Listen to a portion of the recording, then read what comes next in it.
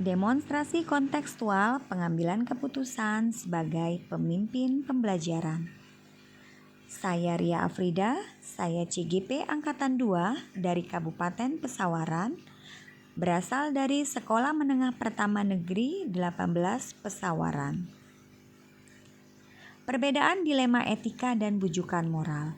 Dilema etika adalah merupakan situasi sulit yang mengharuskan seseorang untuk menentukan pilihan antara dua kemungkinan yang sama-sama tidak menyenangkan atau menguntungkan.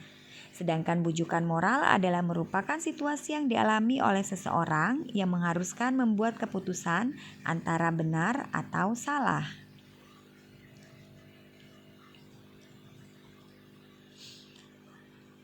Bagaimana cara pengambilan keputusan yang tepat? Dalam mengambil keputusan yang tepat, kita harus memperhatikan 3 prinsip pengambilan keputusan, memperhatikan 4 paradigma dalam pengambilan keputusan, dan memperhatikan 9 langkah dalam pengambilan keputusan.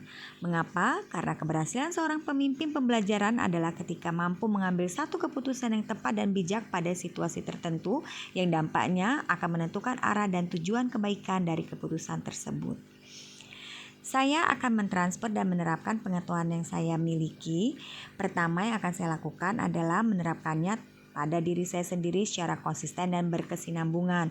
Kemudian melalui komunitas praktisi di sekolah, melalui kelompok MGMP yang saya ikuti, dan tentunya melalui sosial media yang saya miliki.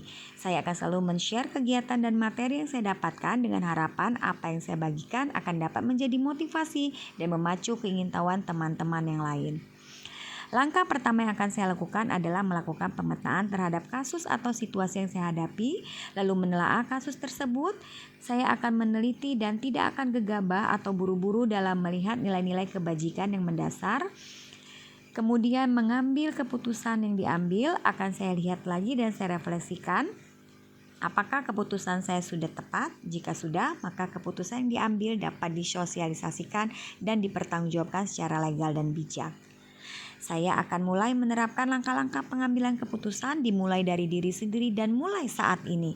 Untuk penerapan langkah-langkah pengambilan keputusan di sekolah secepatnya akan saya lakukan dengan meminta izin kepada kepala sekolah selaku atasan langsung saya untuk mensosialisasikan materi pengambilan keputusan yang saya peroleh dari PGP agar rekan sejawat saya dapat ikut mulai menerapkan langkah-langkah pengambilan keputusan bersama-sama dengan saya.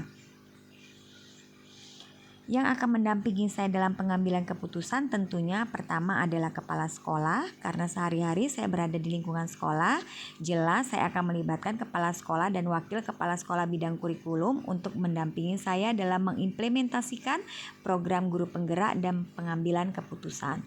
Saya juga akan meminta mereka untuk urun saran dan menjadi teman diskusi melihat apakah langkah pengambilan keputusan yang saya lakukan sudah tepat.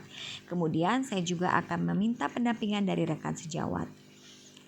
Saya akan mengimplementasikan dan mengaktualisasikan apa yang saya ketahui dan pahami mengenai keterampilan pengambilan keputusan, dimulai dengan menghadapi dan mengambil satu keputusan akan situasi atau kasus yang timbul dalam pembelajaran dengan siswa di sekolah.